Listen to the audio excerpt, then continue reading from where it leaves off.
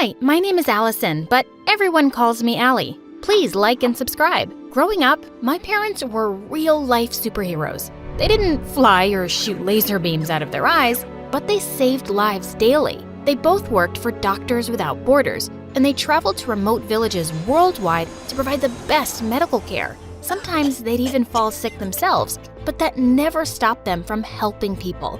And I wanted to be just like them. Once when I was 6, my nanny took me to the park and I saw a little girl crying. She told me her puppy got off its leash and ran away. I felt so bad for her that we stayed there for 4 hours looking for it until we finally found it. Thank you so much. You're my hero. I felt so proud to be like my parents, even if it was just a little. And growing up, I took every opportunity to do so. Other than the fact that my parents were gone for months, my life was kind of perfect. And I had everything I could ever want. But in the 10th grade, everything changed forever. One afternoon, I was in my room watching some MSA videos on YouTube when my parents returned from a trip to Venezuela. As I hugged them, I noticed a girl my age standing behind them. She was small and thin, and she held a cane as a walking stick. She also wore very large headphones and looked bored. My parents welcomed her in and then turned to me. Honey, this is Gabriela from Venezuela.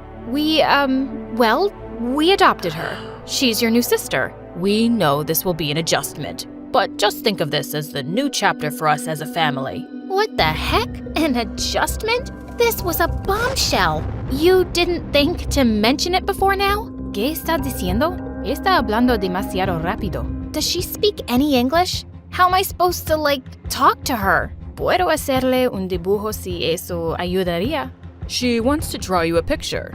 Gabriela pulled out a small notepad and drew a picture of a girl riding a cow. Ya, la niña soy yo y la vaca eres tú. She pointed to the cow and then to me. Then she pointed to the girl and back at herself. Did she just call me a cow?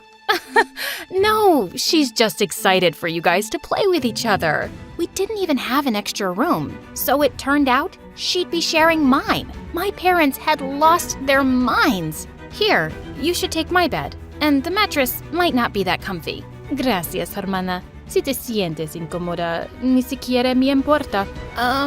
You're welcome, I guess. On Monday, my parents enrolled Gabriela in my school. I had to babysit her the entire day. I was late to every class because she couldn't walk very fast, and explaining the situation repeatedly to the teachers was exhausting. It was also hard to communicate with her. And at home, sharing a room with her was awful. I had no privacy, and she snored. I hugged my pillows around my head, but nothing helped. I wanted to scream.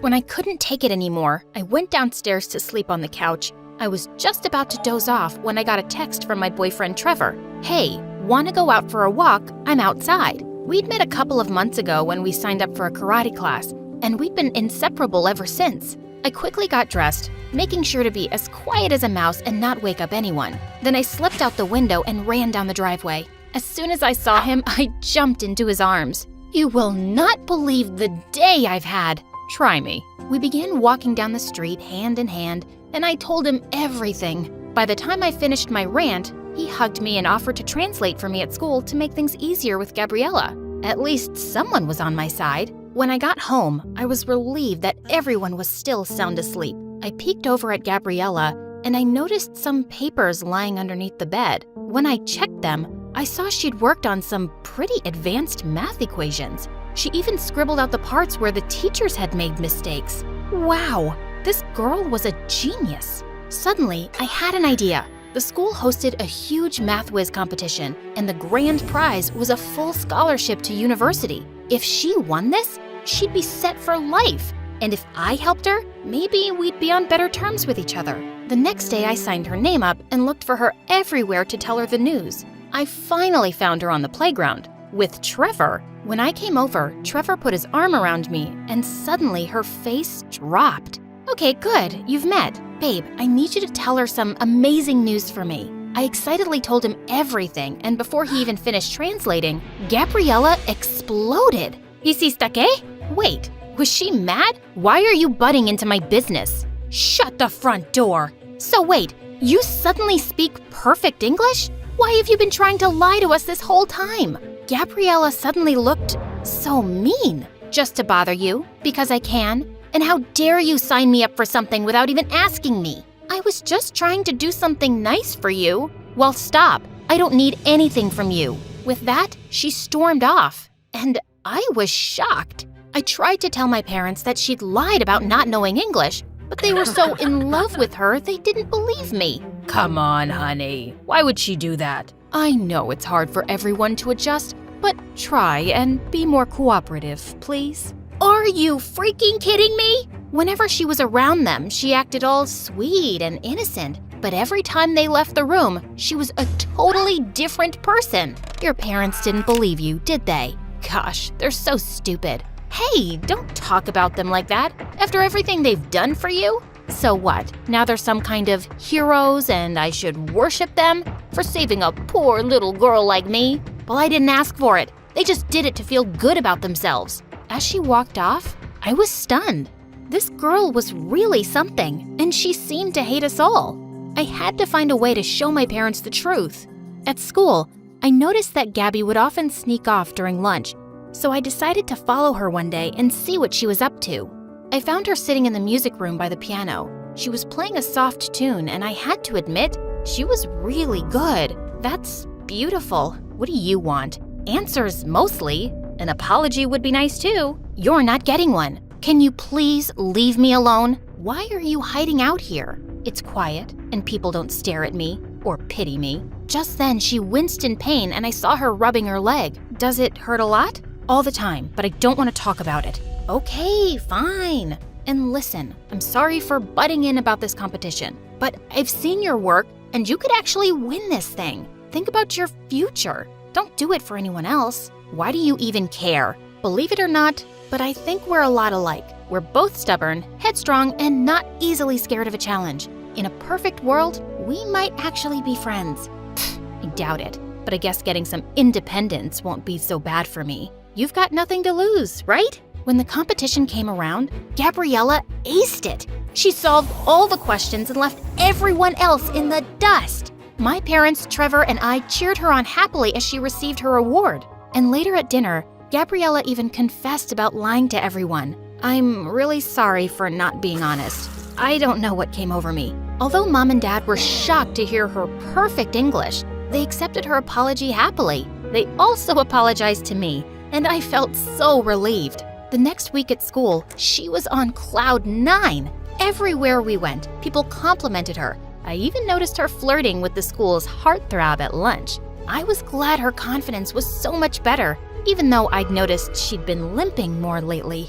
Everything seemed to be going smoothly until one day when I was heading to class and I overheard the guy laughing with his friends. Being with Gabs is so cool. She's super nice and everything. But what's really cool is that she's doing all of my assignments for me. I'm getting A's for the first time ever. Dude, that's awesome. Maybe I should flirt with her too. That no-good dirtbag. I needed to tell Gabby before she got hurt. I found her in the library, and to my shock, she was sitting there doing his homework. You need to throw that in the trash. That guy is no good. ¿Qué? I overheard the jerk bragging to his friends about how he's got you doing all his homework. So, I want to help him. He's nice, and I like him. He's just using you, Gabby. You can't let him treat you this way. Are you telling me he's too good for someone like me? And he couldn't possibly like me for me? No, that's not what Because I'm the freak with the disability, right? Why would you even think that? I've been trying every day to bond with you, but you're so difficult. What is your problem? Everything. I hate it here. I'm just this charity case you parade around to tell people how good you all are. You don't really understand me, and I wish I'd never come here. I couldn't believe her. After all this time, I thought we'd gotten past that, but I guess not. Well, if you're so miserable, then go. Who's stopping you?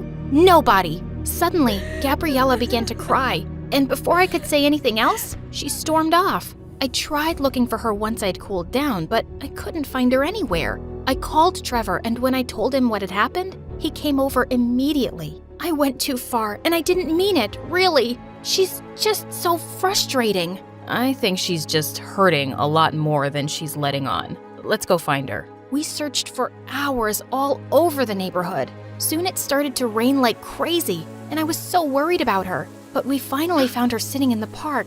She was drenched and shivering like crazy, so I quickly wrapped my jacket around her. I'm not sure what's going on with you, but I think it has less to do with me and more to do with this. I picked up her cane. Gabby looked at me with tears in her eyes. It's so unfair. I'll never be a normal girl like you. That's not true. Whatever's going on, Gabby, we will handle it together as a family. Why would you even want me? I'm just a big mess. That's why no one's ever wanted me. We want you, stupid, but you have to stop pushing us away. I'm not getting any better. I'm just a huge burden. No, you're not. You'd know that if you took a second to get to know us. Please, just come home. I held out my hand to her, and when she took it, I hugged her tight. We're a family now. Get used to it. The next day, we took her to the hospital, and after many tests, Gabby was diagnosed with a rare muscle condition. The doctors started her treatment, and she had to be at the hospital for a few weeks.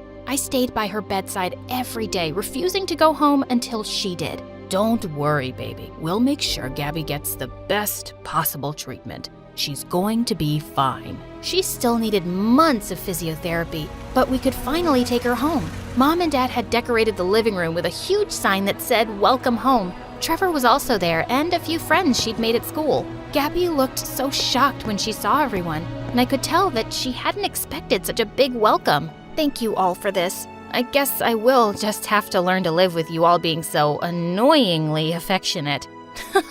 Yeah, that's how we roll. And you're stuck with us for good now. I think I like the sound of that very much.